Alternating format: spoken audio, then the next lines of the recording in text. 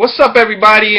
This is Unknown, KingKnown Cleary on YouTube, KingKnown on Twitter, KingKnown on you know, Instagram or whatever.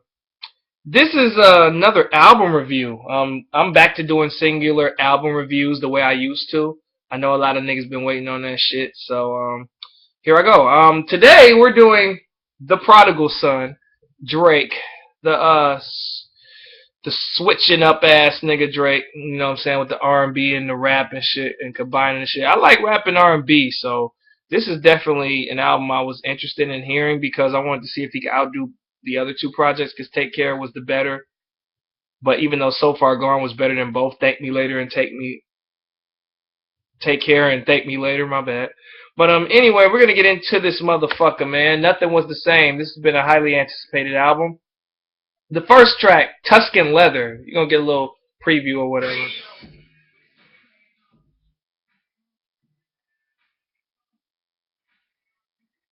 I mean, I like this shit.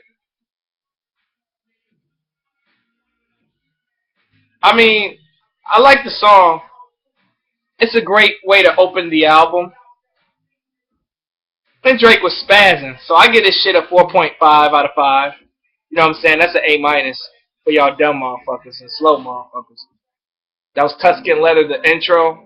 The second track, The Furthest Thing. You know, it's got a dope ass vibe about it. You know how Drake is, man. Trying to sound like 90s R&B and shit.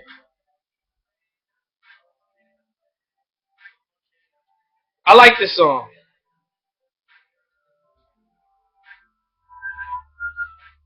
I give it a 4. Solid 4. I like it.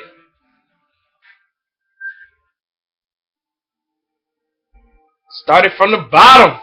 Boy, this is a banger. I gave it a 4.5 out of 5.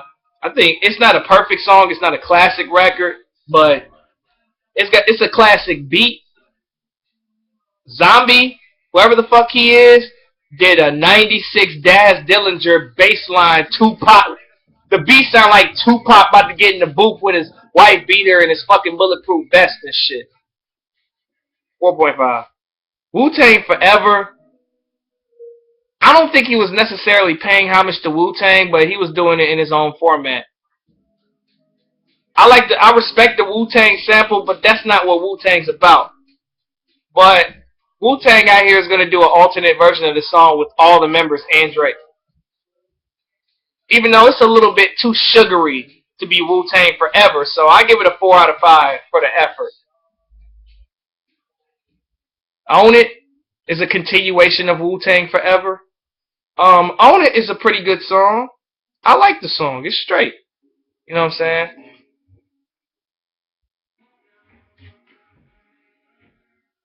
I don't know. It's too much pleading and begging. Too much pleading and begging. Owning, 4 out of 5. Worst Behavior. Lord have mercy. This is a hell of a song. I give this shit a 4.5 out of 5. This is a hell of a song. If you listen to what the fuck he's saying, you'll understand. Some of the more lyrically complex motherfuckers, usually a nigga of J Nas caliber would understand this kind of shit.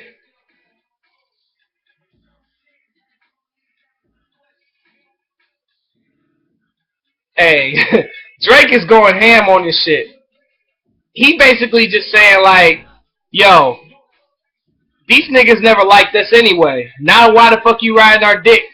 You know what I'm saying? Now I'm on my worst behavior, laughing at you and pointing at you, like y'all did to him when he first came out. So I give it a 4.5 out of 5. From Time, featuring Gene Aiko, dope ass song. Gene Aiko's a sexy motherfucker. She got the sexiest voice on the planet.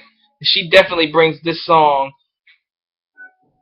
home. And Drake's lyrics on the song are very good. You know what I'm saying? He follows up. Alright, hold on, we're going home. This is a two-step record. I mean, this ain't necessarily like a song, you know what I'm saying? It's like a two-step record in the club. I love two-step records because I can't dance. So this is the perfect song for a nigga like me. Song is a little sugary. For those that are fans of hardcore rap, this song ain't for you. But if we talking about based on the lyrics and the song content and the substance, I give it a 4.5. It's a very strong track, you feel me? Connect. Um, this song is alright. I understand the concept of it, but it reminds me of Tammy's, a better version of Tammy's song for Kendrick Lamar.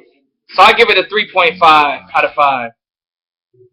The next song is called The Language. It features Birdman, but Birdman does what Birdman does. I mean, Birdman can't rap. He's a business mogul. He just talks shit on the record. But I love The Language, though. It reminds me of one of them old Cash Money songs back in the day. So I give it a 4.5. The -5 for Birdman. If they would have took Birdman off, this would have been a 5. 305 to My City with Detail. This shit sucks. I'm sorry. It's the worst song on the album to me. Because Drake's part was alright, but Detail, I don't like him as an artist. I prefer him as a producer because as a producer, he's sonically gifted. But as an artist, he needs a lot more work and a lot more coaching about the game.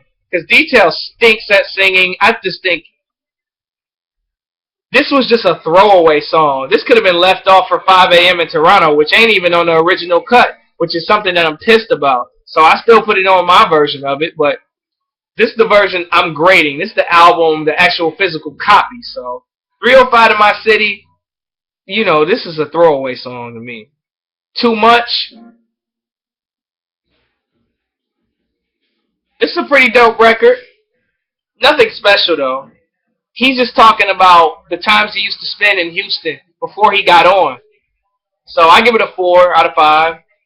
Oh my God. Pound Cake / Paris Morton music too? Oh my goodness, yo. I'm telling you, that this is a 5. Like, Jay-Z obviously brings it, but Drake's verse is pretty alright too. And then the second song on there, it's a nice little matchup together, you know what I'm saying? I love it. I give it a 5 out of 5. Come Through. This record is the best record on here, to me.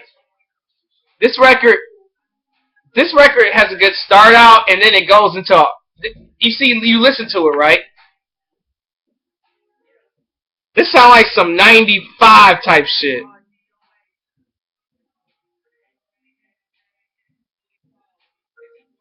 Every nigga has gone through this kind of thing. But then the second part, Drake Justin Timberlake's this shit. He goes into a whole nother song on this bitch. Like, I could bob my head to this shit. Like, I'm a real nigga, and you know what I'm saying? So, some niggas would call me, soft for liking this song. I'm like, nigga, if I'm thinking about bitches, if you don't think about bitches, that's you. But this song make me think about old bitches. You know how Drake music is. It make you think about old girlfriends you had in the past, and you want to recreate the magic that you had before and all this other shit. I don't think about exes when I think about this song, but I just think about my future with somebody when I hear this shit. More so. But this is an ill-ass song, man. Come Through. This is the best song. Check it out. And the closer, All Me. I love the song. It's a 4.5 out of 5. 2 Chainz verse was decent. Drake's verse was pretty good.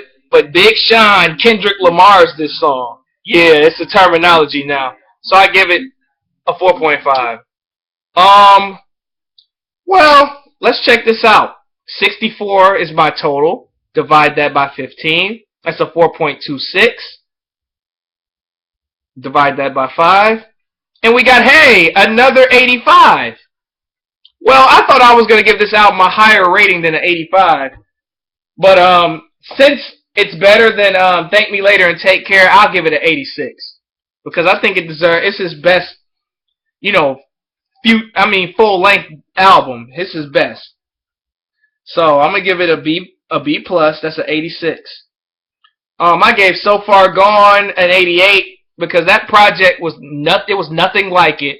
I gave Take Care 85, a B. I got Thank Me Later at a B, 84.